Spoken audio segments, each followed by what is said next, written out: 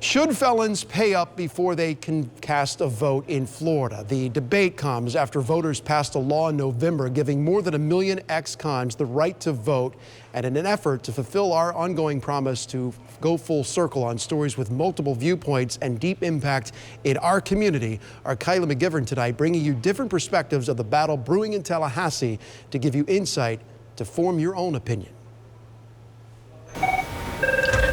I was a public defender. Miss Betty Riddle has worked in the public defender's office in Sarasota for 3 years. Who was your attorney? A dream realized, she says.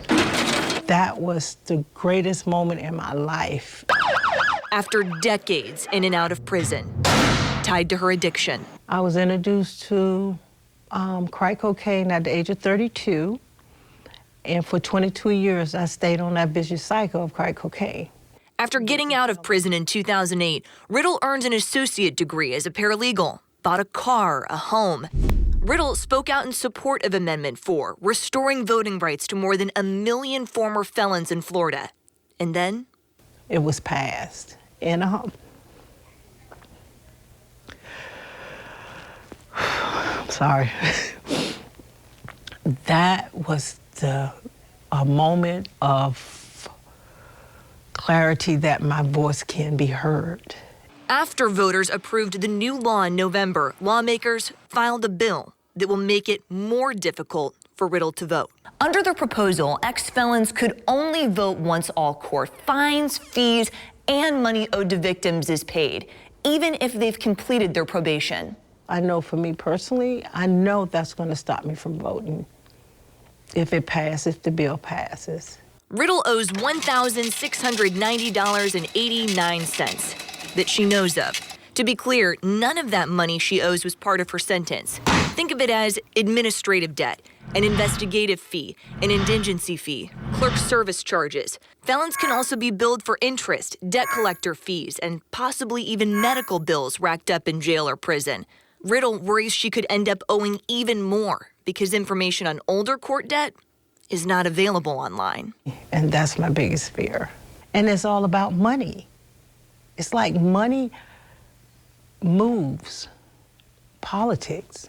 Retired Florida Supreme Court Justice James E.C. Perry also says it's about the money. He said making ex-felons pay to vote is a poll tax in an interview with ABC Action News back in January. It's really cash register justice.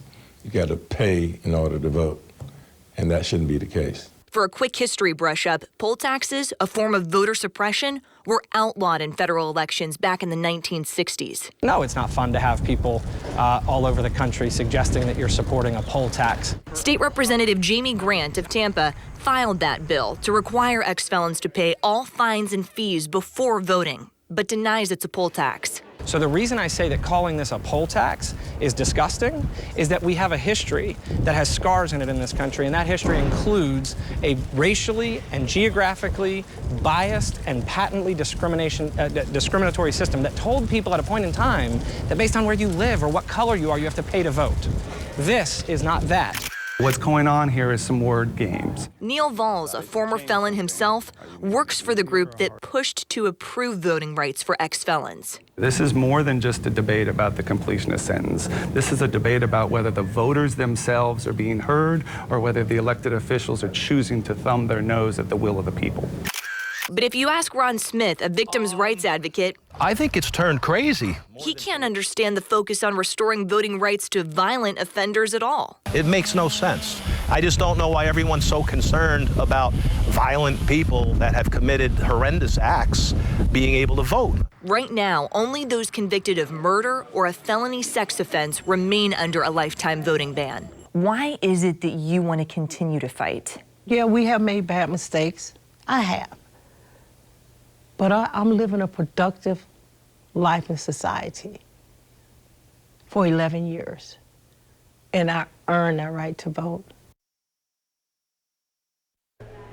And right now, there are competing bills at the State House that will decide whether felons have to pay to vote, and lawmakers have yet to take a full vote on any proposal.